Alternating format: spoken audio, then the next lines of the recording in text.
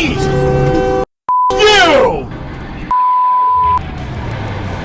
You're listening to Cents Per Mile with your host, Charles Gracie, and his co-host, Paul Gibson. Joined by Josh Haynes, they'll be tackling tough industry topics, asking even tougher questions, all to find better solutions as they try to make sense make sense. Thank you for tuning in to Cents Per Mile. I'm your host, Charles Gracie. I'm hanging around waiting for Paul. Is Paul not here? It's the ghost of driver recruiting. What's up, Paul? Not much, man. Today we are talking about ghosting. Great visual effect. That's all those sponsorships manifesting into that great graphic right there. You coming in under a sheet. Yeah, man. Budget. That's what it's all about. But yeah, today we're talking about ghosting and also pre-happy Thanksgiving tomorrow. Yeah, hey, it's exciting times. Turkey Day is one of my favorite. You get to eat a lot of food. You get to have a lot of leftovers. It's good times. Pretty pumped on it. But also, who is today's sponsor, Charles? Our sponsors are Mesilla Valley. You guys definitely need to check them out. They're out of El Paso, Texas. They're huge supporters of the show, and we actually get to have one of them on. All right, well, it's time for our first segment, 10-2 News. All right, so today we're talking about a driver who locked himself in his rig for 33 hours to avoid predatory tactics from the infamous A1's towing in Memphis. So basically, there was this driver. He went to a parking spot, and as he was working to pay for the parking spot through his dispatch, A1's booted the truck, and they blocked him in. So the driver was like, they paid for it. And he was like, we've got a receipt. And A1's was like, oh no, sorry, man. We booted this truck 10 minutes before you got the receipt. So what happened then is the owner offered to pay the $7,500 to release the truck. But then A1 said that it wasn't enough.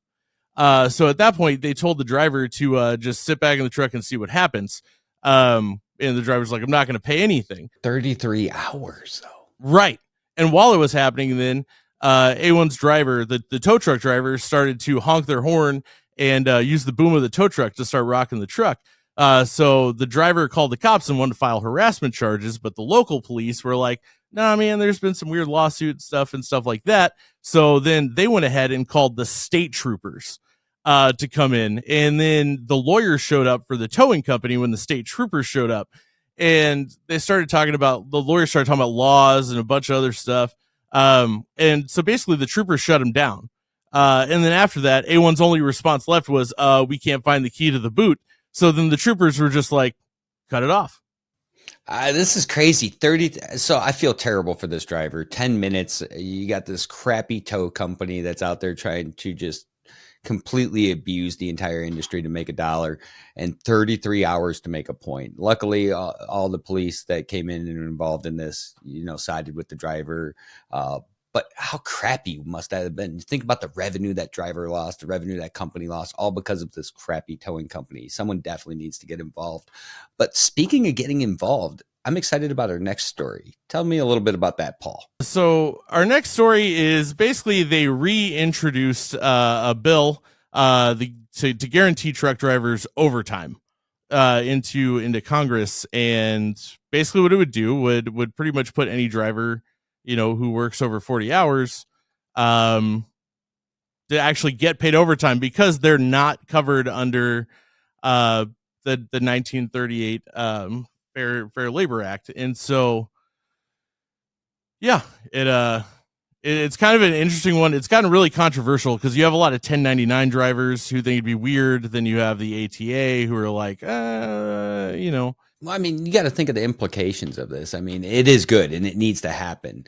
But there's so many talks that have to happen prior to this, like a centralized pay structure, something that makes sense across the board. Because in order to do this, that has to happen first. You got people that are paid cents per mile, people that are paid hourly, people that are paid hybrid, people that are paid by the load. I mean, you can't do this without addressing that. And I think that those conversations have to be flipped and handled in order to make this happen. So I'm forecasting this to die. like it has before because we're not tackling the actual problem. Yeah, it's not the first time it's been on the floor. So yeah, I can't really see that doing too much. But that being said, it's time to get behind the wheel.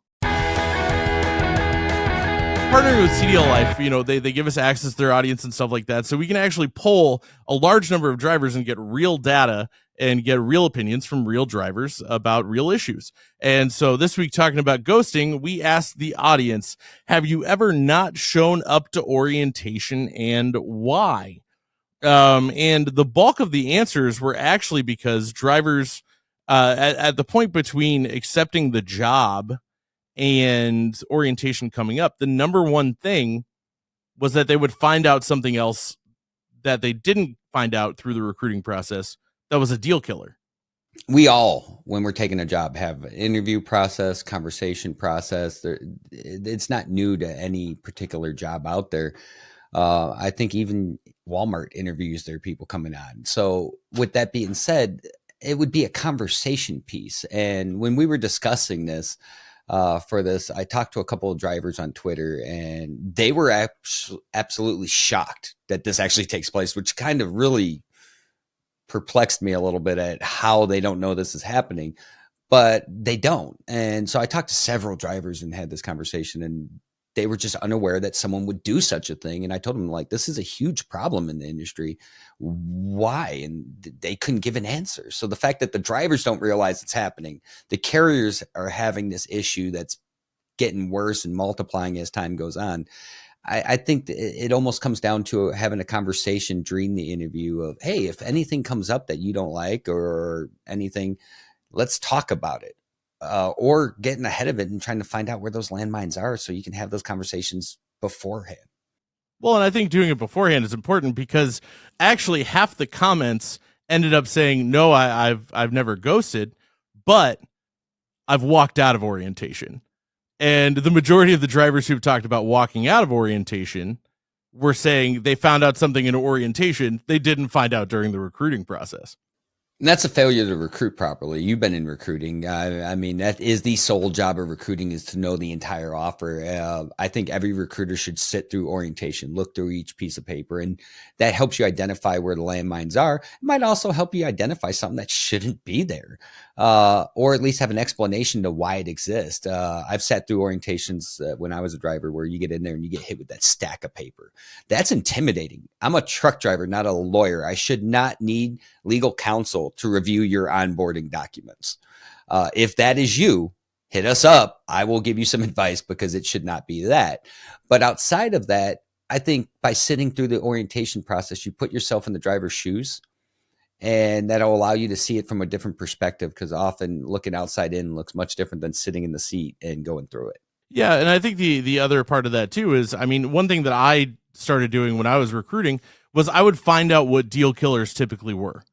Like everything at the company that, like, I've had drivers say, oh no, I can't do that, I would proactively bring those things up.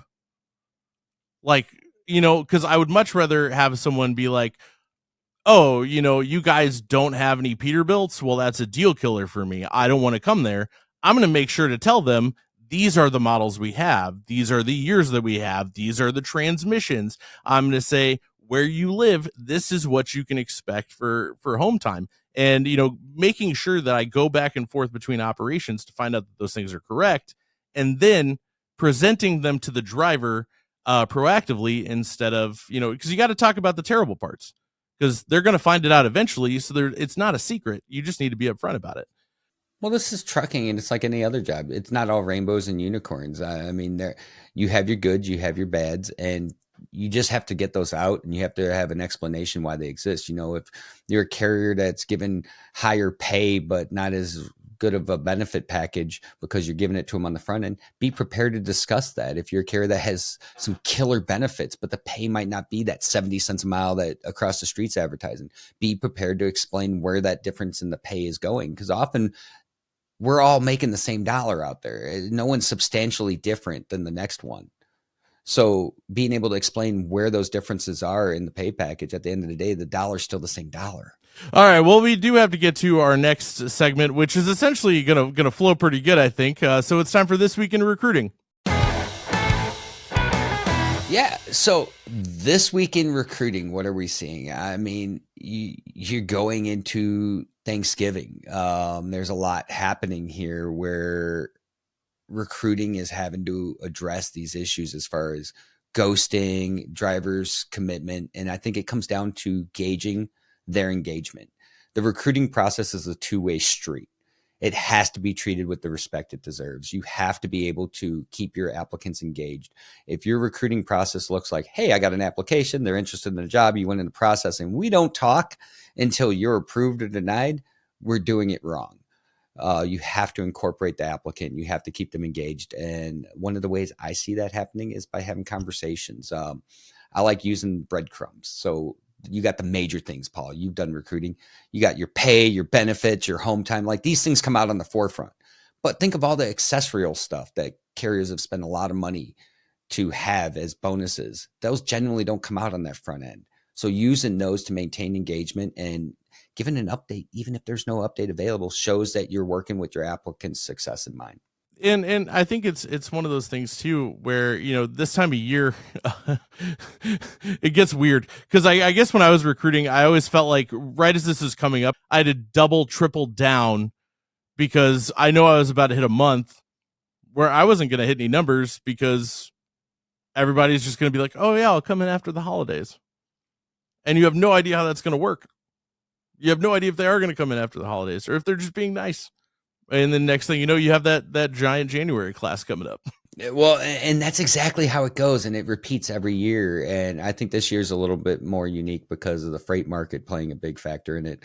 There's a lot of uncertainty where the economy is going. And I think there's just a lot of uncertainty in general, even outside the industry. So that's going to play a huge role in this holiday season. I think you're going to see some trends that historically haven't been the same. But as a recruiting department, as a carrier, we have to look internally at what can we do to put our best foot forward. And as a recruiter, you should always be looking at how to better further yourself and the betterment of the process for the applicants. So I think that's one of those things that's going to be the theme in this season is how do we be better? Well, I think that's what like kind of been a running theme on the show a long time with, you know, along with communication and relationships is just, hey, be better.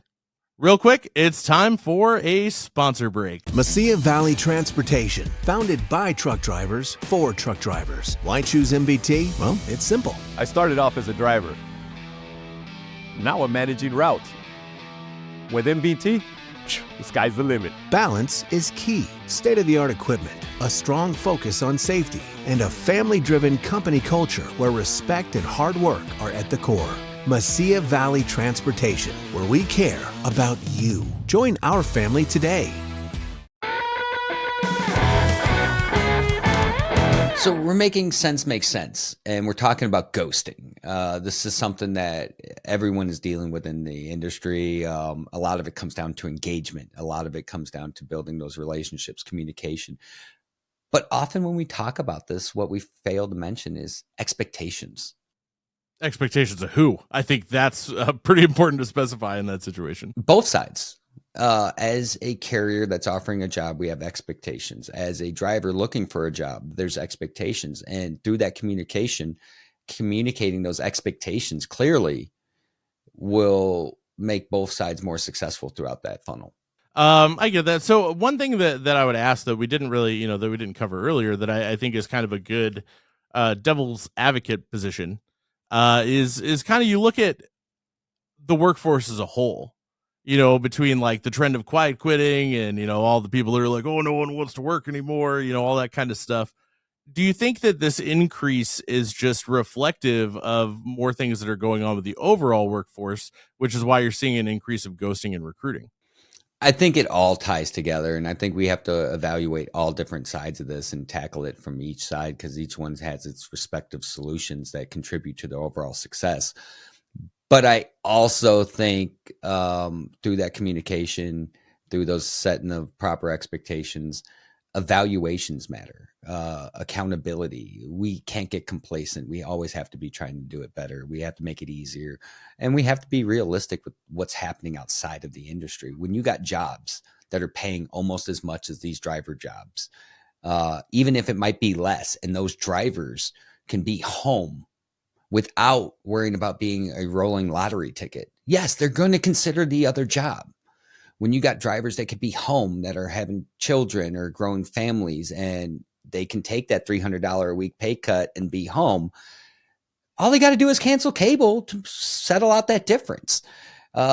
There's so many solutions that are making it easier for drivers to look outside of the industry that I think we as a company and as an industry have to evaluate how to be more successful in communicating those expectations and what that's going to entail in order to carry over into our operations.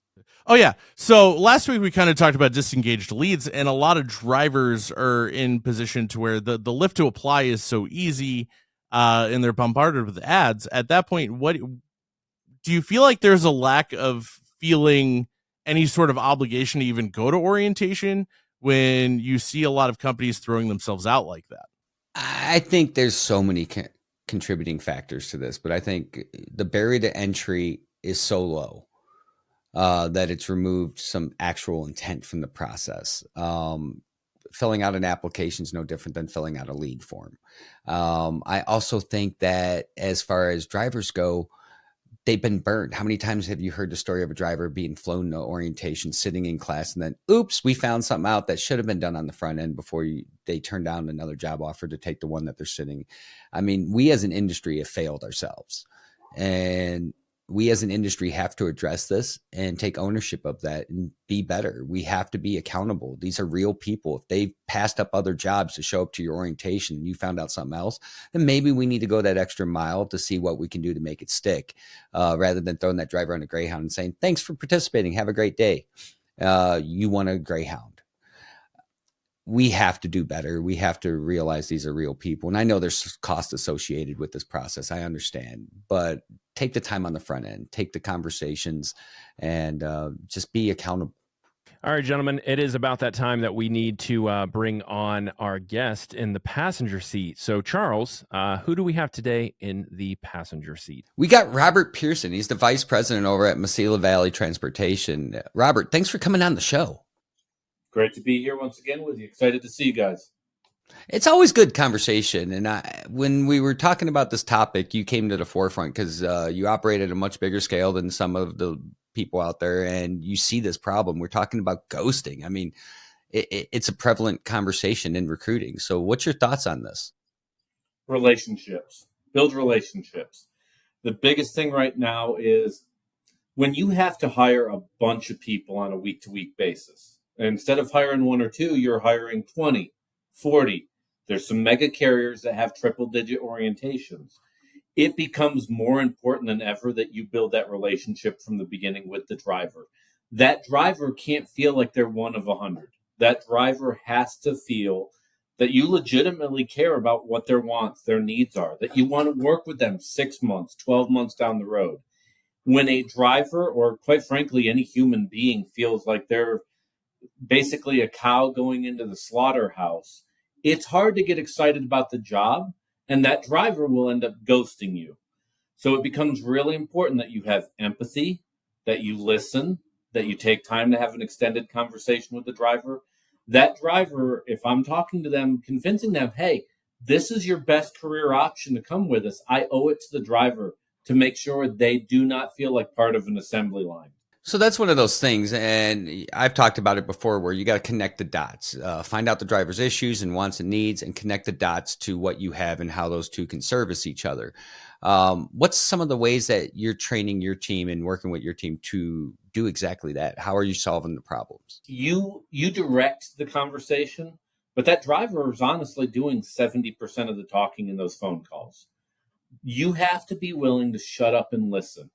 In a world that is extremely argumentative and we want to debate each other and we want to get our opinions across, the ability to shut up and listen becomes really, really important.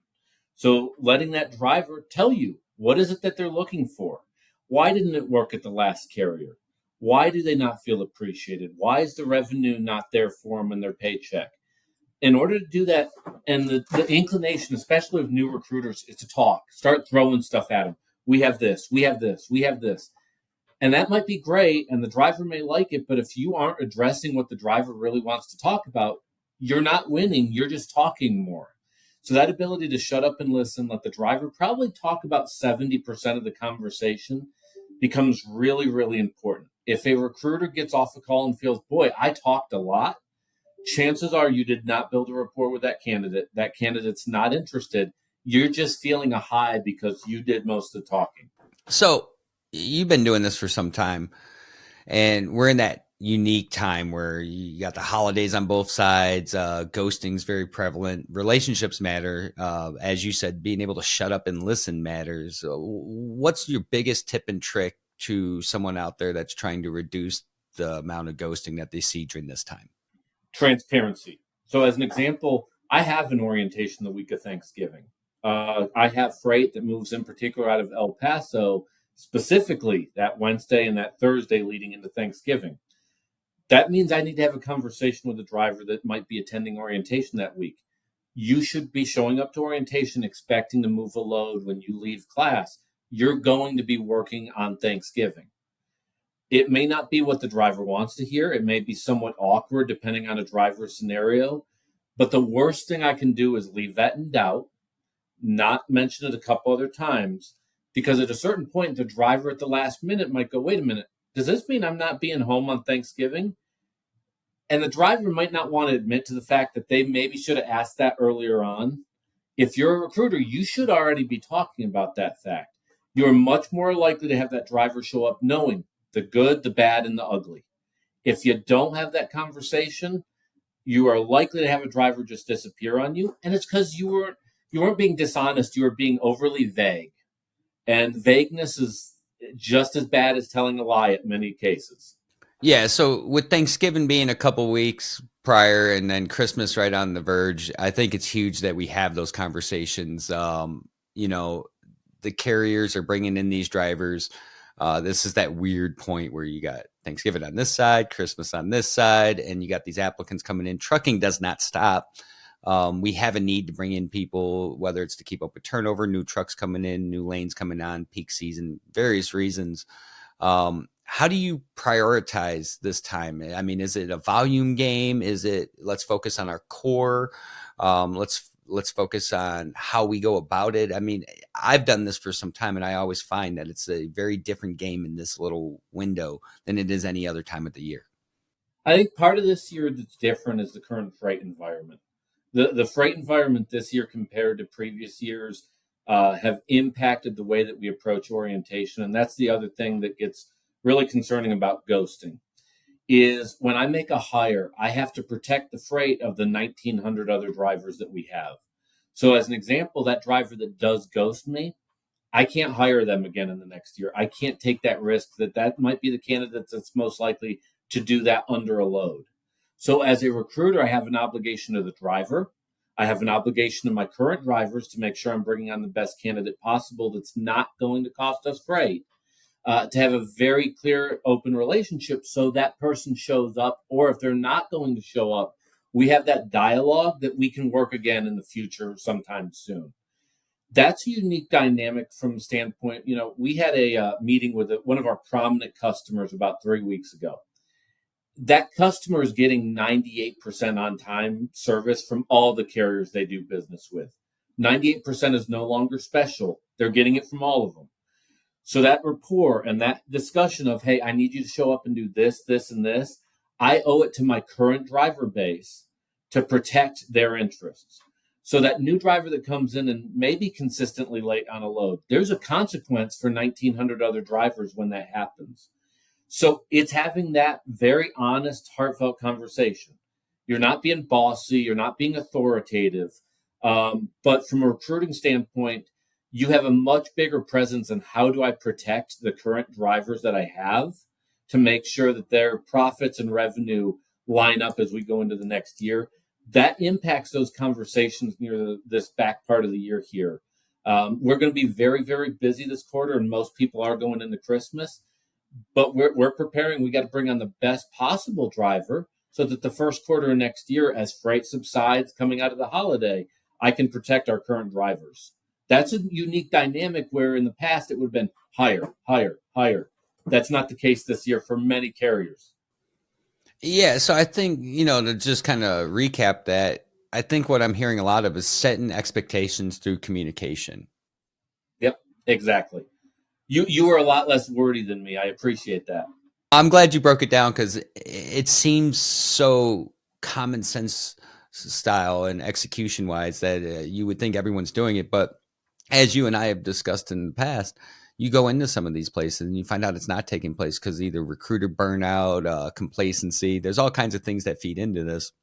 And then this market, this little window is very painful if you're in the recruiting department. It's hard because drivers are less likely to want to switch because they don't want to give up their seniority. They don't want to lose their holidays with their family. Or if they're unemployed, it's like, well, what's a couple more weeks unemployed if I'm going to be home for the holidays? And you wouldn't think that thought process takes place, but it does. And can you blame them? Like if you and I were sitting on our couch right now unemployed, we'd be looking for work. But if that work happened to land around the time of Christmas or New Year's, we might want to push it off a little bit. So I understand where they're coming from. And I ask our fellow recruiters to understand enough to have those conversations, be up on the forefront about those conversations like you just talked about, and shut up and listen. I will tell any recruiter when they start, every phone call is like a test, but if you shut up, the driver gives you the answer to the test every time. You just got to stop talking and let the driver tell you it's A, number 2's B, number 3's D. Let them give you the answers to the test. That's awesome. So if someone wanted to check you guys out or get in touch with you, how would they look you guys up? Absolutely. Drive4mvt.com. That's Mesilla Valley Transportation, drive4mvt.com. Always interested in talking to folks from around the country. Have a lot of exciting opportunities. And so love having those conversations on a day-to-day basis with prospective candidates. Awesome. Well, thanks for coming on the show. I look forward to hearing more from you. And I look forward to seeing you in Mets. Absolutely. Appreciate it as always. And the more the merrier. I'll see you in Louisville. Take care, my friend. Bye, guys. Hot Seat Services has Rent-A-Recruiter. Wait! Hey Michael, have you heard that Hot Seat Services Rent-A-Recruiter service will place their staff in your organization similar to a temporary hire model? No way, what else does it do? Follow me, I have to tell everyone. They take leads in existing databases to put new hires into your business's trucks. Well, shiver me timbers! What else? Come on! Their model is more cost efficient because their recruiters are trained and can get your pipeline flowing easier and faster. No way. Anything else? No matter how many hires they make, it's a set cost per week, so the more they get, the better their client's cost per hire gets. Holy sh**. For more information and to find out for yourself, go to hotseatservices.com. All right, gentlemen, it is about that time. I'm ready to go home and eat some turkey. I don't know about you guys. I'm ready to get out of here. Yeah, I'm ready to get out of here. But before we do, thank you, Mesilla Valley, for being our sponsor for this week's episode. And thank you for all of our listeners for tuning in. I'm your host, Charles Gracie. And I'm your co-host, Paul Gibson.